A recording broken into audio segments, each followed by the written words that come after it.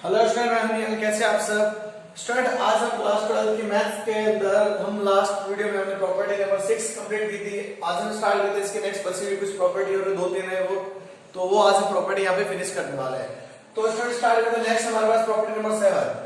वैसे ही प्रॉपर्टी 7 का जिक्र मैं पहले भी एक प्रकार से आपके पास कोफैक्टर और के अंदर मैं कर चुका हूँ। उस समय मैंने आपको कंडीशन बताई थी, बस वही कंडीशन यहाँ पे रिपीट कर दी। समझो क्या कंडीशन है।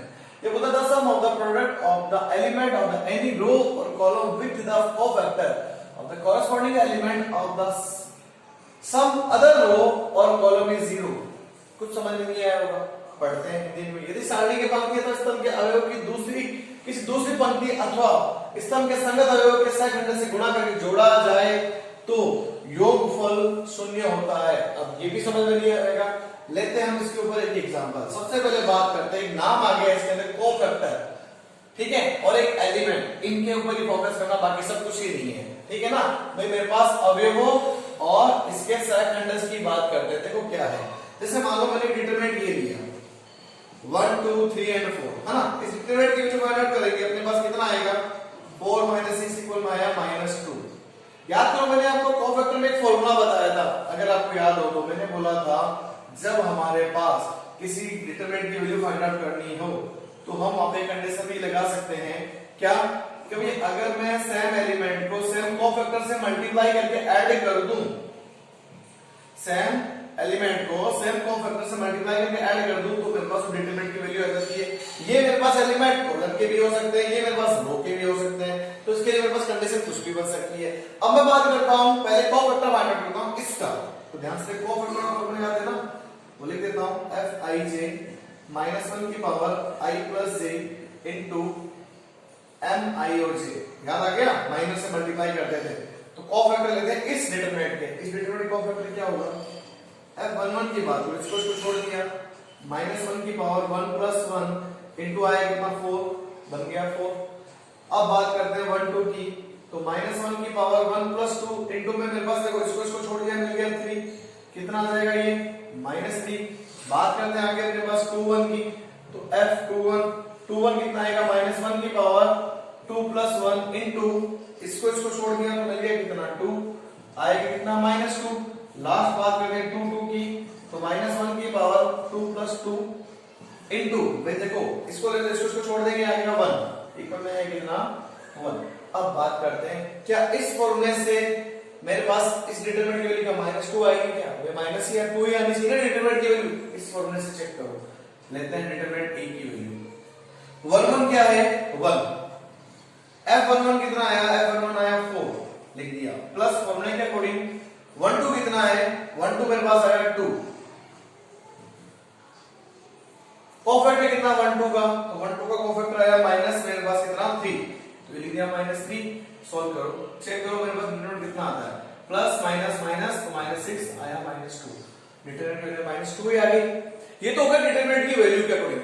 अब जो बात इसने बोली है प्रॉपर्टी के अंदर, वो प्रॉपर्टी वाली बात हम यहाँ पे अप्लाई करते हैं। तो ये वाली वीडियो बात को एक बार आप वीडियो को पॉज करके नोट कर लीजिए, मैंने एक एग्जांपल लिया है। अब इसी के ऊपर जो इसने बात बोली है ना, उस बात को फॉलो करते हैं। सॉरी मैंने इसको मिटा दिया, मैं यहाँ पे लिख देता हूँ। मेरे पास 2 1 कितना आया था, 2 1 आया था मेरे पास -1 की पावर 2 + 1 इनटू में इसको छोड़ के -3 आ रहा था, सॉरी क्या 3 बना था, 2 2 सॉरी 2 आया था, तो -2 बन रहा था। और लास्ट 2 2 की बात कर रहे थे, तो 2 2 मेरे पास इसको छोड़ दिया था, -1 की पावर 2 + 2 इनटू में 1, ये 1 आया था।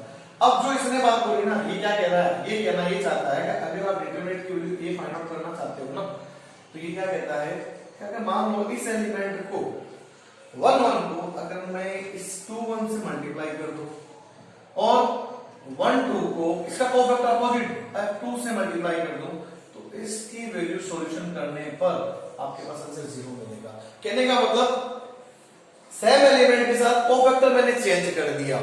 भाई मैंने फर्स्ट रो के एलिमेंट लिए कोफैक्टर सेकंड एलिमेंट के लिए, सेकंड रो के लिए, और इनको इसके साथ मल्टीप्लाई करके ऐड कर दिया, तो एलिमेंट डिटरमिनेंट हमेशा हमारे पास क्या आएगा 0 आएगा। ये बात कॉलम में, तो मैं बोलूं तो कॉलम में ये दिया, एक कोफैक्टर इसके लिए इन दोनों को मल्टीप्लाई करके ऐड किया, वो भी आंसर मेरे पास 0 आएगा। अब इस बात को देखो यहाँ पे प्रूफ होता है क्या, चेक करते हैं। 1 1 कितना आया 1, लिख दिया। 2 1 कितना आया था, 2 1 आया -2, लिखा भाई -2, प्लस 1 2 कितना आ रहा है 2, लिखा मैंने 2। F2 2 कितना आया, ये आया 1। चेक करो कितना आया, -2 + 2 = 0। होगी ना प्रॉपर्टी प्रूफ। यही तो बात प्रॉपर्टी में इसने बोली थी। इसने प्रॉपर्टी में ये बोला कि अगर मेरे पास किसी डिटरमिनेंट के अंदर अगर फर्स्ट रो के एलिमेंट को सेकंड रो के कोफैक्टर के मल्टीप्लाई करके ऐड कर दिया जाए, लिखा ना इसने, जोड़ा जाए, ऐड कर दिया जाए। इसने बोला था, देखो यहाँ पे मेरे पास कोफैक्टर के कॉरस्पॉन्डिंग, सॉरी यहाँ पे सब लिखा हुआ है, any row and column with the cofactor of the corresponding element of other row and column is 0। भाई कहने का मींस इसने मेरे को यही बात बोली थी। एक बार वापस इंग्लिश मीडियम की बुक चेक कर लेना, उसकी लैंग्वेज तो ये लिखी हुई है ना। तो हमारे पास देखो बुक के अंदर ये लिखा हुआ है, वापस बोल रहा था सम ऑफ, बोला है the sum of the product, sum इसने स्टार्टिंग में दे दिया, product of the element any row और column with the cofactor corresponding element sum other row and column is 0। भाई वही बात यहाँ पे कह रहा है, अगर सम कर दिया जाए अदर रो और कॉलम के एलिमेंट कोफैक्टर को ऐड कर दिया जाए तो उस केस में इस डिटरमिनेंट की वैल्यू हमेशा क्या बन जाएगी, 0 बन जाएगी। उस केस में ये वाला फॉर्मूला अप्लाई हो जाता है। आगे बात समझ में, तो ये हो गई हमारे पास प्रॉपर्टी नंबर 7। अब प्रॉपर्टी 8 और 9 बहुत आसान प्रॉपर्टी है, 1 मिनट का काम है प्रॉपर्टी को समझना। ओके, तो देखें प्रॉपर्टी 7 तक मेन देखा जाए लास्ट यही था, 8 और 9 कोई खास नहीं है और 10 भी कोई खास नहीं है। ओके, मेन प्रॉपर्टी आपकी हो चुकी है। तो 8 9 10 को और देखते हैं, तो आप वीडियो को पॉज करके नोट कर लीजिए। तो स्टूडेंट बात करते हैं हमारे पास प्रॉपर्टी नंबर 8। प्रॉपर्टी नंबर 8 देखो बहुत आसान है। इसने बोला if each element in a row और column of a determinant is 0 then the value of determinant is 0। यदि किसी सारणी के पंक्ति या स्तंभ के सभी अवयव शून्य हो तो सारणी का मान 0 होता है। वैसे सिंपल ही है, 0 तो होगा ही। जैसे एक एग्जांपल भी देख लेते हैं। एग्जांपल क्या, जैसे मान लो मैंने डिटरमिनेंट लिखा, ये मान लो ए डिटरमिनेंट है, मैंने बोला ये 0 ये 0, ये मान लो 1 और 2, बताओ डिटरमिनेंट की वैल्यू कितनी आएगी, 0 0 मिलेगी ना। या कोई कहता सर कॉलम ले लो, कॉलम से भी देख लो, 0 0 हो गया, 1 2 ले लो, तो भी देखो मेरे पास आंसर कितना आ रहा है, 0 आ रहा है। तो स्टूडेंट हमारे पास ये थी प्रॉपर्टी नंबर 8। प्रॉपर्टी नंबर 8 बहुत आसान है, कोई भी रो या कोई भी कॉलम के हर एक सारे एलिमेंट 0 मिले तो हमेशा ध्यान रखना डिटरमिनेंट की वैल्यू डायरेक्ट 0 लिख दो, आंसर यही हमारा होगा। Okay, clear, pause the video, write down.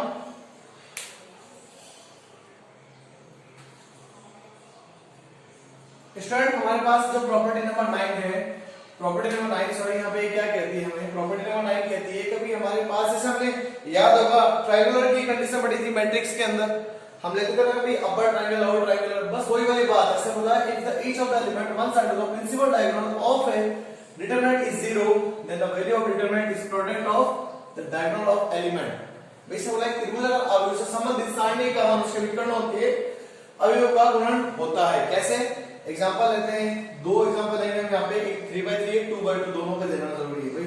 अगर मैं इसकी बात करूं, डिटरमिनेंट मैंने लिया, सपोज मैं बोलता हूं मान लो ये मेरे पास 0 आ गया है ना, तो मैं बोल इस डिटरमिनेंट की वैल्यू क्या आएगी, इस डायगोनल में मल्टीप्लिकेशन होगा। कैसे चेक करो भाई, मेरे पास क्या होगा 1 और 3, ये आया 1 × 3 माइनस 2 × 0, कौन सा कितना आया 3 है ना, डायगोनल का मल्टीप्लिकेशन।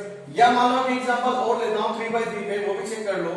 जैसे मान लो इसका डिटरमिनेंट मैंने इस बार नाम इसको b दे दिया, मैं बोलता हूं इसमें मेरे पास अपर लोअर की बात कर रही ना, 1 2 3 ले लिया, 4 5 6 ले लिया और 7 8 और 9 ले लिया। अब मेरे पास या तो मैं अपर या लोअर 0 कर दूं, ये मेरे पास अपर वाला पार्ट ट्रायंगल का, ये मेरे पास लोअर वाला पार्ट, तो इस अपर को मैं 0 कर देता हूं। तो देखो बताओ मेरे पास इसका आंसर क्या आएगा, डिटरमिनेंट की वैल्यू फाइंड आउट करेंगे ना, तो क्या आएगा 1 लेते हैं, इसको छोड़ दिया तो कितना आएगा 5 0 8 9, फिर ये 0 नेगेटिव होता है वैसे सिंपल, ये 0, फिर मेरे पास ये 0 क्रेडिट, ये मेरे पास लेंगे तो 0 मल्टीप्लाई करके 0 बना देगा, 0 0 हो गया।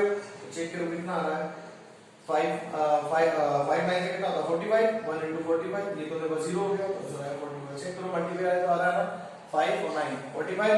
तो अभी हम कह सकते हैं, और ये के बाद लोअर पे आ जाए, लोअर ट्रायंगल लोगे तो भी ध्यान रखना मल्टीप्लिकेशन ही आएगा। तो प्रॉपर्टी नंबर 9 हमारे पास यही कहती है कि अगर मान लो किसी भी डिटरमिनेंट के अंदर अगर ट्रायंगुलर की कंडीशन आ जाए अपर या लोअर पार्ट में, तो हमेशा ध्यान रखना ये वाला केस मिल जाए तो भी ट्रायंगल की मल्टीप्लाई कर देना, ये वाला केस मिल जाए तो भी ट्रायंगल मल्टीप्लाई। जैसे एग्जांपल यहां पे शो कर देता हूं, और लोअर के अंदर इसको हम ऐसा बोल सकते हैं, ये वाली कंडीशन आ जाएगी मेरे पास 0 5, यहाँ पे आ जाएगा मेरे पास मान लो 4 लिख दिया, और यहाँ पे आ जाएगा 0 0 और 9, कंडीशन वापस वही, मल्टीप्लिकेशन ही आएगी। तो ये लोअर की बात हो गई या अपर की बात होगी, हमेशा डायगोनल की मल्टीप्लाई कर देना, आपका आंसर आ जाएगा। Clear? Pause the video, write down. Student हमारे पास एक लास्ट प्रॉपर्टी हो रही है, वो भी देख लो, एक लास्ट ज्यादा इसका एक क्वेश्चन में यूज होगा। तो इसमें बोला if a determinant is polynomial is x such that the value is 0 for the x equal to a, then the x minus a is a factor of determinant। ये कहते हैं कि किसी सारणी में चर x निहित है तथा इसके अवयव चर में x में बहुपद हो तो x बराबर a रखने पर सारणी का मान शून्य हो जाता है, तो x माइनस a उसका एक गुणनखंड होगा। जैसे एग्जांपल में एक सिंपल सी बात करता हूं, याद करो हमने 9th क्लास से पढ़ गया है, जैसे पॉलिनोमियल वाला एक चैप्टर की बात करता हूं। जैसे मान लो मैं अभी बोलूं तुम्हारे पास x माइनस 2 है ना, तो x माइनस 2 है तो आप कहोगे सर x इक्वल टू 2 रखो, तो आप कहोगे सर पॉलिनोमियल की वैल्यू मेरे पास 0 मिल गई, तो मैं ये कह सकता हूं x माइनस 2 इस पॉलिनोमियल का क्या होगा, फैक्टर होगा, कह सकते हैं ना। मेरे पास समझ में आ रही है भाई, यहाँ पे अगर 1 रखा, मैंने 2 रखा, तो इसका मतलब x माइनस 2 का फैक्टर होगा, वही बात ये कहना चाहता है। क्लियर? तो इसका पूरा एक्सप्लेनेशन भी होगा, हमारे पास एक क्वेश्चन आएगा ऐसा, उस क्वेश्चन में हम क्या करेंगे, इस क्वेश्चन में ही हम इस प्रॉपर्टी को अप्लाई करके देखेंगे। सिंपल सी बात है, देखो यही कहना चाहता है, वापस ध्यान से पढ़ लो, अगर x इक्वल टू a रखने पर मेरे पास क्या होता है, वैल्यू इज डिटरमिनेंट इज 0, क्या रखने पर x की जगह a रख दो और इसकी वैल्यू 0 बन जाए तो x माइनस a इसका फैक्टर होगा। वही वाली बात मैंने बोला, अगर x इक्वल टू 2 इसमें रख दिया और मेरे पास पॉलिनोमियल की वैल्यू 0 बन गई, इसका मतलब x माइनस 2 इसका एक फैक्टर होगा। मेरी बात समझ में आ रही है ना? बस वही वाली बात इसमें यहाँ पे दी है, इस प्रॉपर्टी के अंदर हमें यही बात देखनी है। ओके, तो स्टूडेंट आज हमारे पास इस वीडियो के अंदर हमने सारी प्रॉपर्टी कंप्लीट कर ली है।